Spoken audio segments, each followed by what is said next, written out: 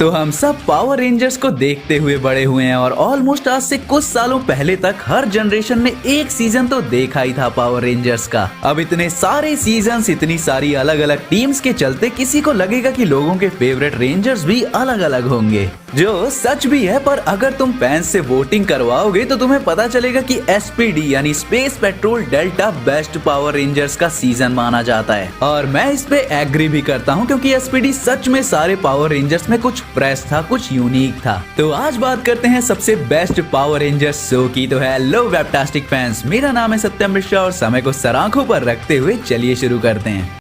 यहाँ क्या कर रहे हो? मेरे कमरे से चले जाओ, जाओ।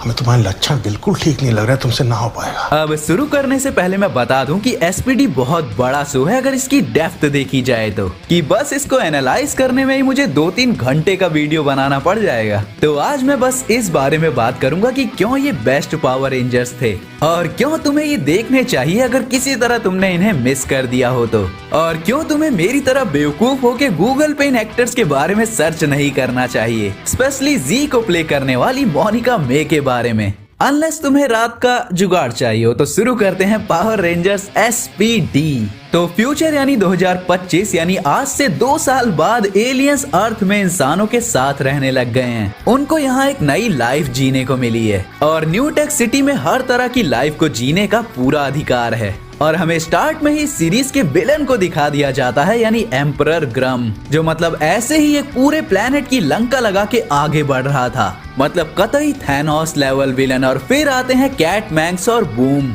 अब मैं इन सब कैरेक्टर्स को क्यों मेंशन कर रहा हूँ, क्योंकि ये सब अपने आप में खास हैं, कोई साइड कैरेक्टर बन के नहीं रह गए। और एक और चीज, यहाँ कोई टीनेजर्स नहीं थे जिनको चूज कर लिया गया कि तुम पावर रेंजर्स बनोगे। मुझे वो चीज हमेशा अजीब लगती थी, क्योंकि Power Rangers hand to hand भी लड़ते तो कोई भी रैंडम टीन ऐसा नहीं कर सकता था। एसपीडी में एक पुलिस एकेडमी थी जहाँ बंदे ट्रेंड होते थे और जब वो परफेक्ट बन जाते थे तब उन्हें पावर रेंजर बनाया जाता था, डायरेक्ट नहीं। पहले बी स्क्वाड फिर ए स्क्वाड, मतलब उन्हें प्रूव करना होता था कि वो इस लायक हैं भी या नहीं। और इसीलिए एसपीडी हीरोज नहीं थे, वो जस्टिस के और सेफ्टी के प्रतीक थे। और जैसे वो विलेंस को कैद करते थे अपने पुलिस जैसे डायलॉग्स के साथ, ये सब एकदम डिफरेंट और अच्छा था पूरी पावर रेंजर फ्रेंचाइजी में। अब इस सीजन के अपने मेन पावर रेंजर्स अभी ट्रेनिंग में ही थे और जो असल रेंजर्स थे वो डॉगी क्रूगर के कहने पे ग्रम को रोकने गए थे। अब वैसे तो इसी फर्स्ट एपिसोड में ही हिंट दे दिया जाता है कि वो जो पावर रेंजर्स हैं उनके साथ कुछ तो गड़बड़ है, पर ये सब सीजन के हाफ में रिवील होता है और यही चीज बाद में असर डालती है। क्योंकि नॉर्मली क्या होता है कि पावर रेंजर्स एक टीम होती है जिन्हें चुना जाता, पर यहाँ पर ए स्क्वाड गायब थी।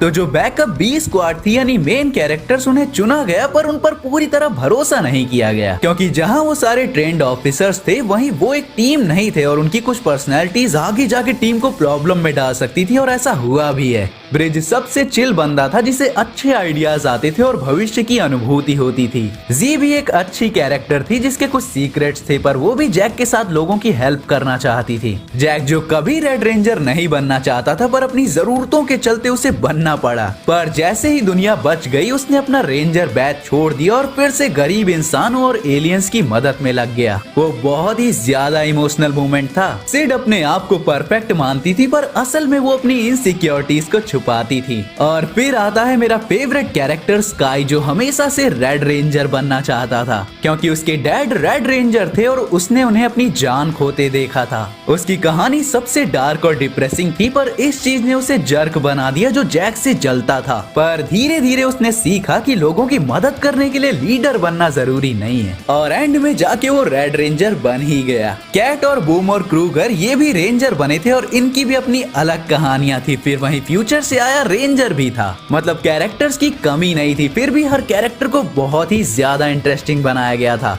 जो आजकल बहुत सारी फ्रेंचाइज नहीं कर रही। और वहीं एक एपिक विलन जो डरावना भी था, मतलब ऐसा नहीं कि बस फनी सी कॉस्ट्यूम में कोई भी हो। एकदम टॉप लेवल का विलेन था जिसने ऑलरेडी बड़े बड़े कारनामे कर रखे थे। यहाँ तक कि छोटे छोटे विलेन जैसे वो स्काई के डैड वाले एपिसोड वाला रिफ्लेक्शन विलन, इनको भी इतने डार्क और डीप डायलॉग्स मिले हुए थे कि क्या बोलूं। एसपीडी ऑलमोस्ट परफेक्ट था और पता है इसीलिए जब ये न्यू पावर रेंजर्स की मूवीज आती हैं तो उतनी खास भी नहीं होती, तो मुझे एक्साइटमेंट नहीं होती, क्योंकि एसपीडी जैसी क्वालिटी सीरीज जो लिटरली मार्वल डीसी के साथ चलने के लायक है, ये लोग उस पर मूवी फ्रेंचाइजी तो नहीं बना रहे जिसमें रियल लाइफ प्रॉब्लम्स जैसे हंगर, गरीबी, पॉलिटिक्स सब कुछ है, और मॉर्फिन रेंजर से इंस्पायर बना रहे हैं। अगर एसपीडी वापस आता है तो मैं तो बिल्कुल देखना चाहूंगा, और हाँ, मिस्टिक फोर्स को भी एक चांस मिलना चाहिए क्योंकि उनका कॉन्सेप्ट भी यूनिक था, उनमें भी अच्छे एपिसोड्स थे और उनका गाना सबसे बेस्ट था। तो अब तुम कमेंट में बताओ कि तुम्हारा फेवरेट पावर रेंजर कौन सा था। तो मैं मिलता हूँ किसी और एपिसोड के साथ, तब तक के लिए बी फैंटास्टिक। हम बुराई का मिटाएंगे, हम नहीं पीछे हटेंगे, ना पीछे हटेंगे, वादा अपना सब ये हम मिटाएंगे या मिटेंगे। चलो चलो चलो चलो।